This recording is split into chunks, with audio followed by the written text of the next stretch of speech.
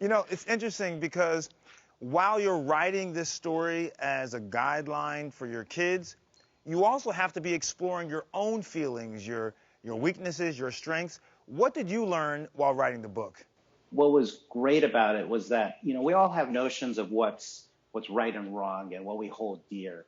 But sitting down and actually putting it down on paper was a great way to reflect and also recalibrate where necessary.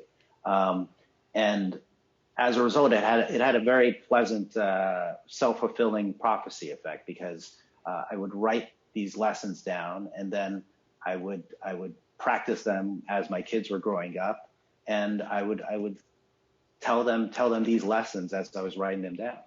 Well, do me a favor. Tell me what you think is one of the biggest lessons that's in the book. I think I think people really respond to the one chapter about heartbreak, because it's a universal emotion that really many of us have been through. And my particular episode ended up in a very embarrassing encounter with an Expedia customer service representative. And so, but I think the lesson behind it is really that things pass, and people are able to be resilient and bounce back from such adversity.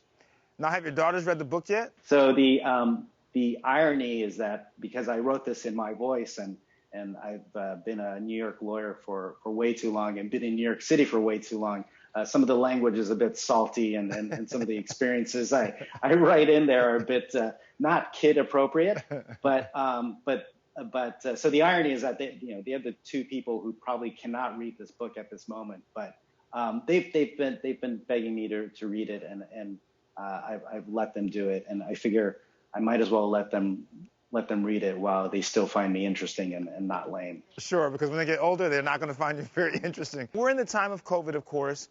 How are the life messages in the book relevant to what we're experiencing as a country, as a world? The pandemic has forced all of us to confront our mortality.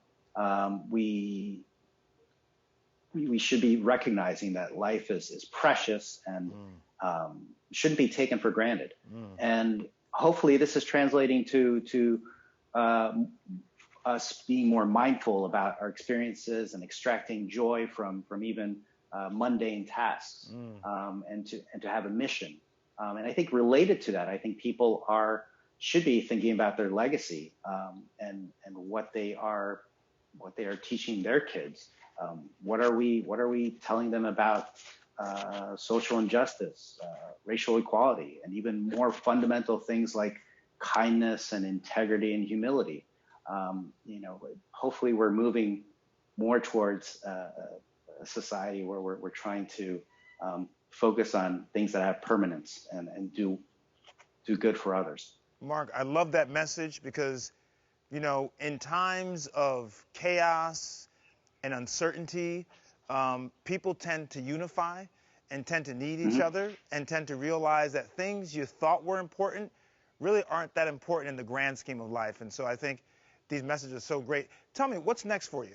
I was thinking about writing a follow-up just because my girls are in the throes of preteen adolescence, and the title of my next book would be Please Open After You Kill Me. But that might be too morbid. That might be too dark.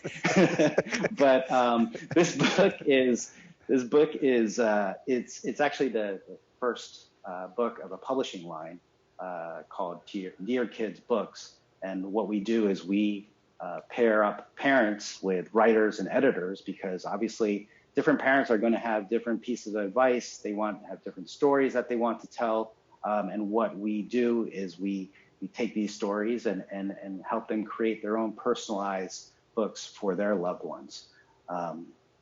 So hopefully that works out. Well, Mark Hsu, best of luck on your next chapter. This is a great intro to the line of books for parents talking to their kids. And of course, if you at home, you're interested in getting a free copy of Please Open in the Event of My Death, simply go to our website, thedoctorstv.com. Thanks, Mark. Thanks, Dr. Dean.